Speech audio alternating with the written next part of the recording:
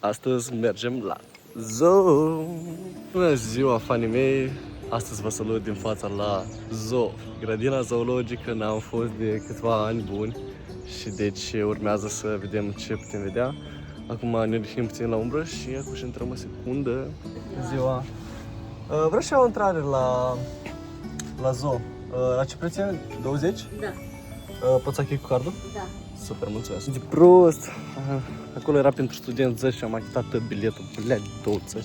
Deci așa se prezintă intrarea cu niște muzică foarte sexy. Suntem aici pe alea principală, Bulevardul Ștefan cel Mare.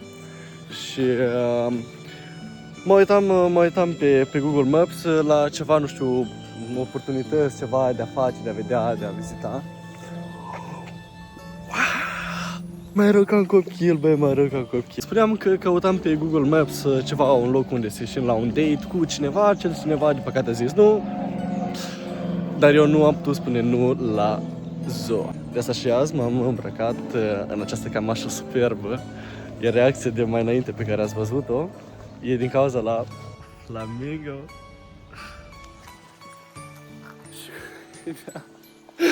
Bă, dar nu mă așteptam deloc să văd flamingo aici. Crezi ce, nu? O primă impresie extraordinară pentru zoo din București, aflat, apropo, la mai puțin de 20 de minute de unde stau eu, deci am, cum să spun, nu. Și până la urmă 20 lei sunt nimica tot. Și deci mai plimbăm pe aici, mai vedem ce putem observa. Văd că aici au și fazani, dar nu le văd. Dar văd aici... Mamă, ce-am crezut că sunt păsări dodo. Nu, sunt niște răți. Oh, hello. Ca din Canada. Băi, vă filmez gâști. Merge și arată, băi, un leu, un tigru și ceva. Filmează el gâști. Wow, un fazan diamant. Foarte sexy. Nu-mi place că e foarte mare chestiile astea și prin prejur nu prea poți să te apropii să vezi normal. Dar, ok. Frumos, băi. Frumos că mi-a căzut telefonul din mână. Avem aici să dea apă potabilă, foarte frumos aranjată. Și am văzut aici ratoni. Dar nu-i văd, băi, o cușcă, băi, pentru ce e toată chestia asta? Pentru privacy? Ce fac? Nu se pot reproduce. Și nu-i văd. Cauza că și e cald și deci, ma. The fuck is this? Băi! Nici nu l-am văzut, proste, că dacă te uiți așa, nici nu se vede, băi. Pe lista de dorințe este leu, este tigru, preferabil tigru alb, dar nu cred. Ultima dată am văzut în Bali.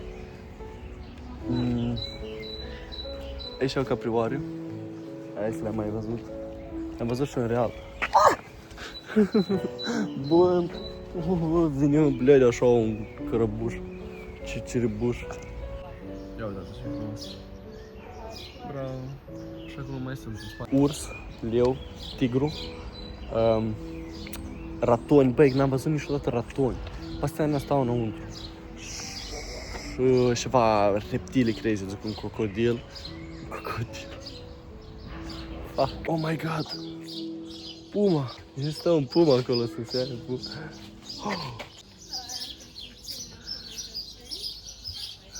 Cochește în cure, nu știu ce să-i fac. Piseu! Lynx euroasian! Oh, wow! Cum se fac? Pis? Oh, wow, ce cadre sexy fac! Frumos, da, asta nu-mi place și asta, blede, aici. Asta e, aici e sticlă, aici e blede, așa, nu știu.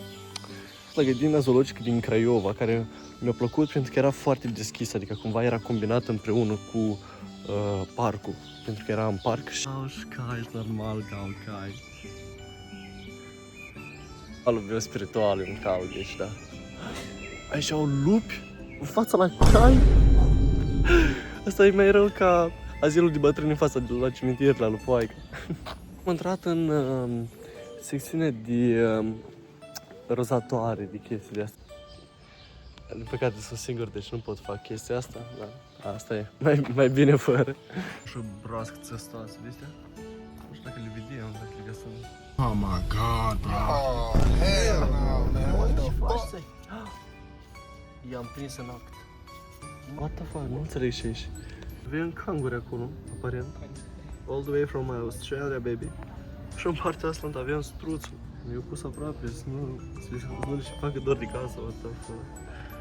De majestic stă acolo, nici nu se vede. Bă, deși așa e de departe, eu uite, am... Băi, nu înțelegeți cât e de departe chestia asta, deși așa. Înțelegeți de mare este. E o antilopă, apropo, și de mășcată, vai de capul meu. O să puțin, pentru că e foarte cald. Asta e greșeala pe care am făcut-o, să vin la ora 1. Deci, în primul lucru, îmi place foarte mult faptul că zonele, adică unde stau toate animalele, sunt foarte pline, bogate în vegetație. Au locuri la umbră.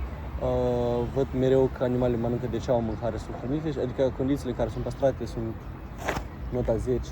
Din păcate, nu îmi place deloc faptul că trebuie să stai foarte departe. E că am auzit, cred că antilopa și vine spre noi, acum și facem un cadru mai aproape.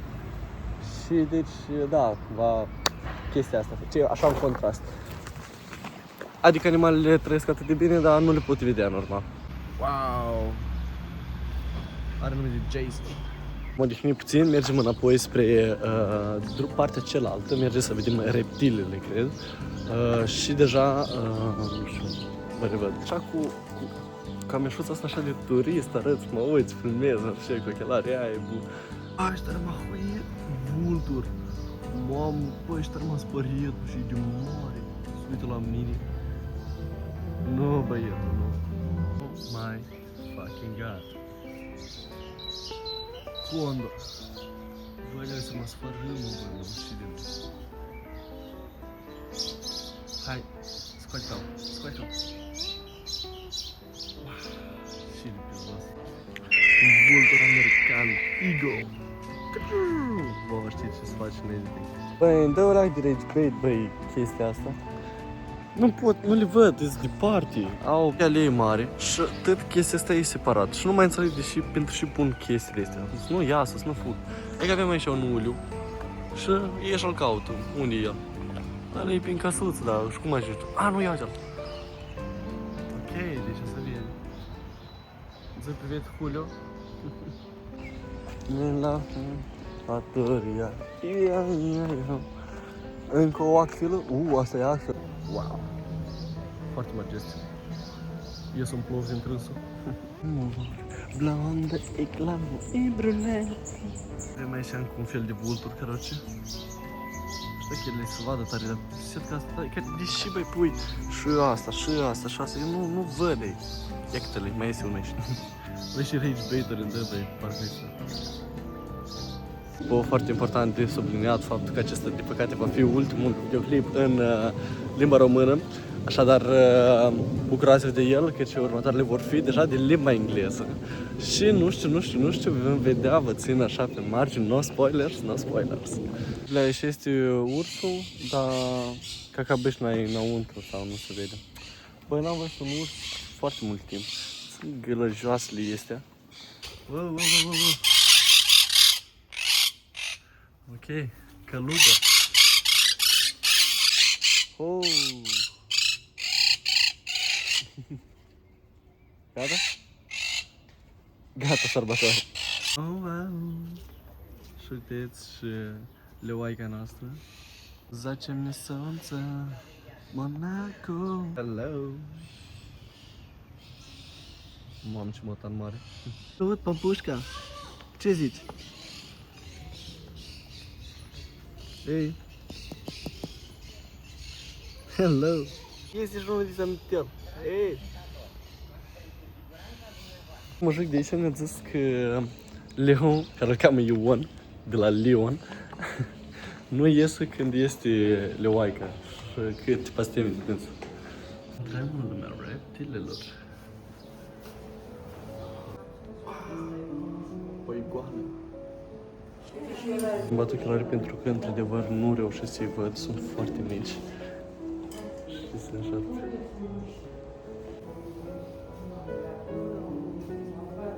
Niște pestișori, parcă sunt la wasabi în Chișinău, sincer. Foarte sexy. Ce avem aici? Oxelot, Oh my god. Am văzut numai Minecraft, nu știu. Oh, ce de mare.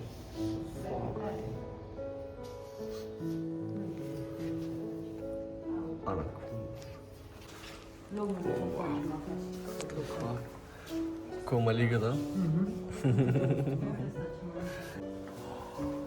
What? Ce căuți asta în asta? Izvorăști. Arată foarte weird. Ăștia sunt pielea mea. You're right. Ui, și de slăbuț așa. Așa, Disa care curți. Ce mă arată între așa? Sexy așa. Foarte interesant. Ăștia sunt broaște. Uitați-vă, am văzut-o. Haha, te-am văzut. Te-am văzut. Bun. Foarte amazing, foarte amazing. Uitați. Jacob. Și un crocodile. Pare să copil, uite așa. Ce hipico. Și gata? What? Doar asta? Crocodil. Este crocodil. Păi numai asta? What the fuck? Mă așteptam și eu ceva mai ceva, e bun. Mamă, eu am sărit peste dânsul. Voi nu vă mai zice și de mare. Și de mare. Și de rău, bă, și așa nervat, băi. Hai, ok. Hai că acum mă mulțumesc. Acum mă mulțumesc. Trebuie să văd cu crocodilul pe ăsta. Și lui. E o sculptură foarte interesantă.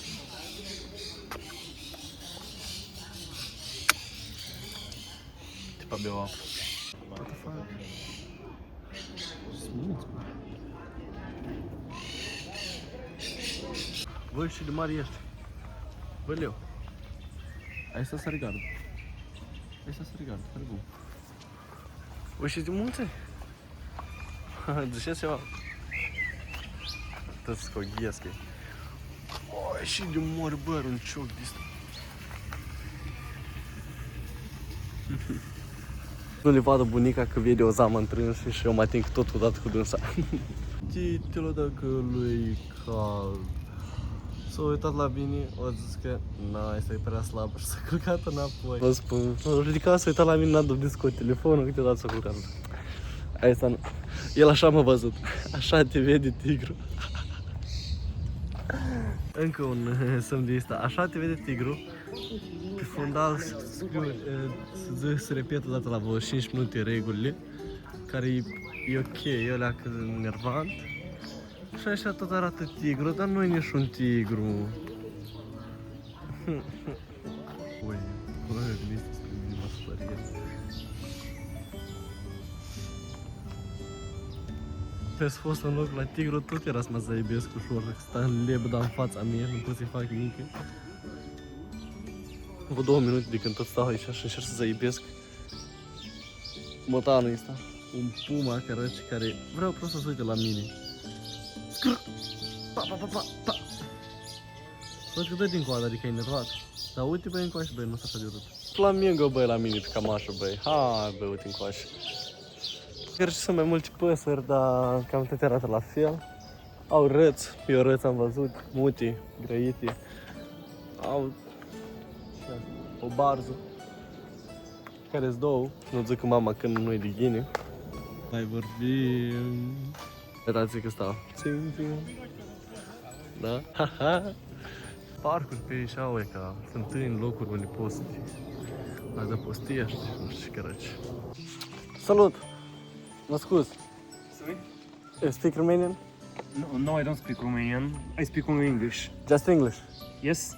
My name is Vlad. I saw you were recording there. My name is Kirill. Nice to meet you. You are like a content creator or something, or just for yourself? No, just your visitor. Ah, okay. Where are you from? I'm from Bulgaria. From Bulgaria. Okay, so I'm here with Kiro, you said?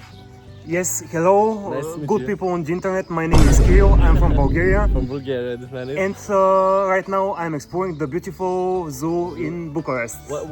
What is your favorite animal that you saw here? The most amazing one. All the animals are good. All the animals. All the animals good. are unique in their own way. They're God's creation. Have you noticed? I have like this shirt, which for flamingos.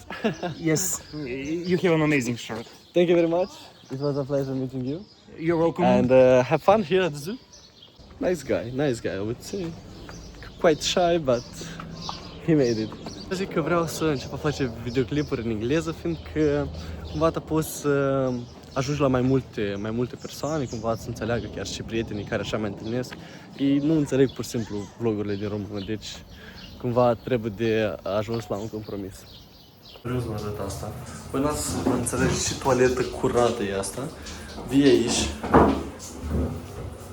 Chestia asta e automată. Aici lavarul. Curge așa. Și apa de aici curge. Și se duce pe astea care trece deasupra la asta și le curăță. Și ca să ieși, pești butonul de ăsta.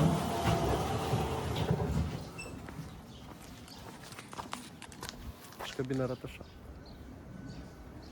Și de fain. Și de tare ne-a plăcut. Ciotcă. Rămâne bine, am crezut că e loc cu fluturi, dar prost aici vii să faci o fotcă. Nu știu ca să mă nimeriezi. Powerpuff Girls.